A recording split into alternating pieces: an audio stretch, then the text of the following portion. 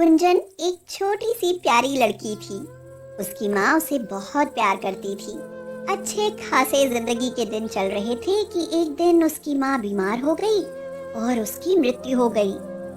गुंजन अकेली रह गई। वह अपनी माँ को याद कर कर के रोती रहती थी। उसकी इस हालत को देखकर उसके पिता मनोहर ने उसको समझाया। बेटी, तुम चिंता ना करो, तुम्हारी माँ को मैं ले आऊंगा। सच्ची? हाँ, मेरी माँ कहाँ रहती है? वो देखो, आसमान में। क्या मेरी माँ नीचे नहीं आएगी? आएगी, जरूर आएगी, लेकिन उसका रूप बदल जाएगा। वो पहले जैसी नहीं होगी। ऐसा क्यों है पापा? वो इसलिए कि कुछ पाने के लिए कुछ खोना पड़ता है। वो नीचे आने की इजाजत देंगे तो वो उसका रूप बदल देंगे। कोई बात नहीं पापा, होगी तो वे मेरी मम्मी ही ना। हो सकता है उसका स्वभाव भी बदल जाए। कोई बात नहीं पापा, जब भगवान जी यही चाहते हैं तो उसमें हम लोग क्या कर सकते हैं। असल में मनोहर उसे मानसिक रूप से तैयार कर रहा था। थोड़े ही दिनों में मनोहर ललिता नाम की दूसरी लड़की से शादी करके उसे घर ले आया और गुंजन से बोला। देखो गुंजन, तुम्हारी माँ आ गई। गुंजन चहक उठी और बोली, मेरी प्यारी मम्मी, अब तुम हमेशा मेरे साथ ही रहना, मुझे छोड़कर कभी मत जाना। ललिता ने कहा, नहीं, कभी छोड़कर नहीं जाऊंगी। शुरू में तो ललिता ने गुंजन को खूब प्यार किया, लेकिन अगले साल ही उसका भी बेटा हो गया तो उसका व्यवहार बदलने लगा। अब ललिता उसको बोझ समझने लगी। अपने बेटे का हिस्सेदार समझती थी उसे। वह उसको परेशान करने लगी। ललिता सारे घर का काम गुंजन से ही करवाती थी और गलती होने पर उसे खूब मारती भी थी। मनोहर तो दिन भर काम करने के लिए चला जाता था और उसे पता ही नहीं होता था कि ललिता गुंजन के साथ कैसा बर्ताव कर रही है। एक दिन बहुत गर्मी पड़ रही थी। ललिता अपने बेटे को सुला रही थी। उसी समय उसे प्यास लगी और ललिता ने गुंजन को आवाज देकर कहा, गुंजन, एक गिलास पानी लाना। गुंजन पानी लेकर आई, लेकिन पानी ठंडा नहीं था। ललिता ने गुस्से में गिलास गुंजन के मुंह पर फेंक दिया और बोली, यह गर्म पानी रह गया था तुझे लाने के लिए, कहीं मर क्यों नहीं जाती, बस खाने के लिए ही है। गुंजन के मुंह पर गिलास लग गया और वहां खून बहने लगा। वह अपनी माँ को याद करके रोने लगी। उसी समय वहां मनोहर आ गया। उसने गुंजन के मुंह से खून बहते हुए देखा तो वह गुस्से से आग बबूला हो गया और ललिता से बोला, ललिता, ये गुंजन के मुंह से खून कैसे बह रहा है? ललिता सकपका कर बोली, मुझे क्या मालूम, गिर पड़ी होगी। लेकिन मनोहर ने वहां गिलास और पानी पड़ा हुआ देखा तो उसे सारी कहानी समझ में आ गई। उसने ललिता की पिटाई लगा दी। अब तो ललिता और भी ज्यादा नाराज हो गई और गुंजन से बोली, तेरे ही कारण मेरी पिटाई हो रही है, मैं तुझे देख लूंगी। हाँ। दूसरे दिन मनोहर काम करने के लिए चला गया तो ललिता ने पूरे दिन गुंजन को खाना खाने के लिए नहीं दिया। गुंजन गिड़गिड़ाते हुए ललिता से बोली,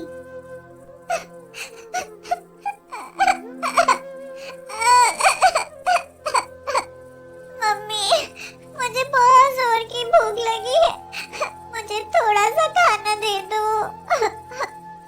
वह रोती रही, लेकिन उसके आंसुओं पर ललिता को तरस नहीं आया और वह बोली, तू तो ऐसे ही भूखे रहकर मरेगी, मैं तुझे कुछ नहीं दूंगी। अच्छा तो यही रहेगा कि तू कहीं जाकर मर जा। कुछ नहीं तो जो गांव के बाहर नदी बहती है ना, उसमें डूबकर मर जा। गुंजन रोती हुई बोली, ठीक है मम्मी, मैं जा रही हूँ।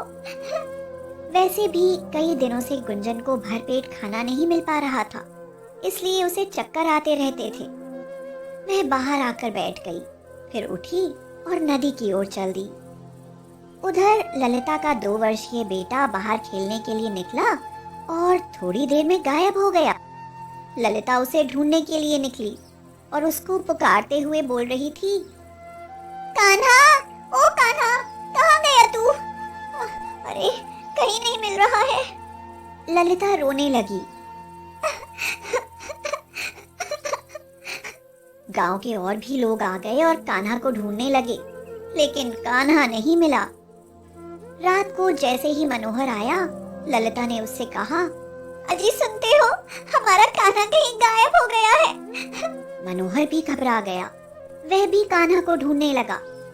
अचानक उसने महसूस किया कि गुंजन कहीं दिखाई नहीं दे रही। तो मनोहर ने ललिता से पूछा, गुंजन कहाँ है? अब जाकर ललिता को याद आया कि उसने तो गुंजन को नदी में डूबने के लिए कहा था। ललिता जब कुछ नहीं बोली तो मनोहर को शक हो गया और मनोहर ने उससे पूछा, बोलती क्यों नहीं? गुंजन कहाँ है? ललिता जब कोई ढंग का जवाब नहीं दे पाई तो मनोहर उसको मारने के लिए दौड़ा और बोला, जल्दी से बता दो, गुंजन को तुमने कहाँ भेज दिया है? ललिता ने सकपकाते हुए कहा, मैंने गुंजन को नदी में डूबने के लिए कहा था। अगर गुंजन को तुमने डूबने के लिए कहा था तो फिर भगवान ने तुझे सजा दे दी। तूने बिन माँ की बच्ची को मरने के लिए कहा तो तेरा कान्हा भी किसी संकट में फंस गया होगा। ये तेरी करनी का फल है। अब ललिता को पछतावा लगने लगा। अब उसे मालूम हुआ कि अपनी औलाद का दर्द कैसा होता है। जब अपना बेटा गायब हुआ तो उसे दर्द हो रहा है।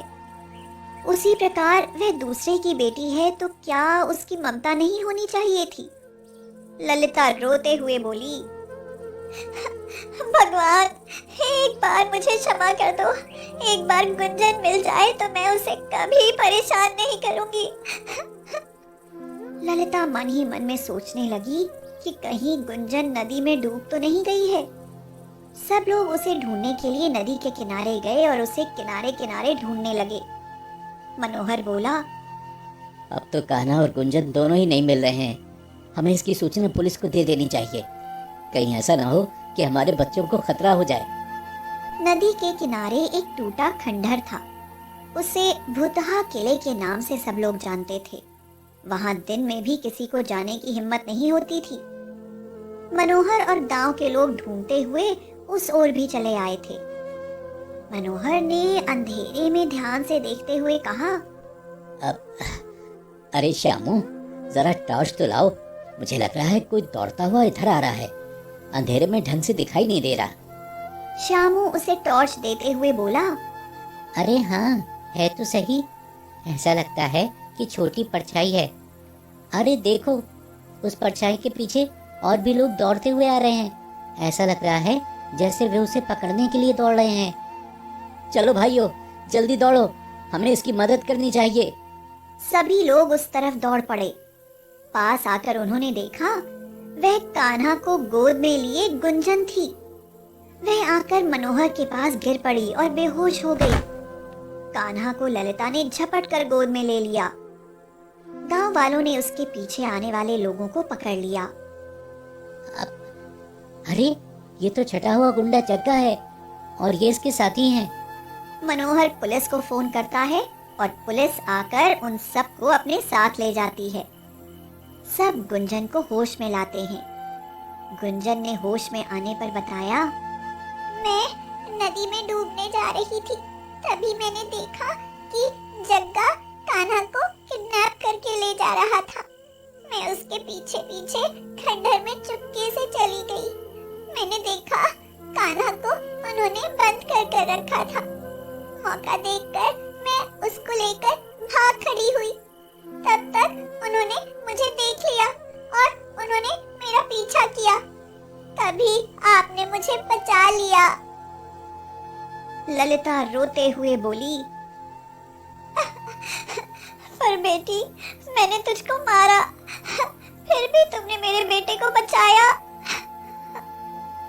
मम्मी, वह मेरा भैया है। उसको बचाने के लिए मैं मर भी जाती ना तो कोई बात नहीं थी। ललिता ने उसको गले से लगा लिया। उस दिन से वह गुंजन को बहुत प्यार करने लगी।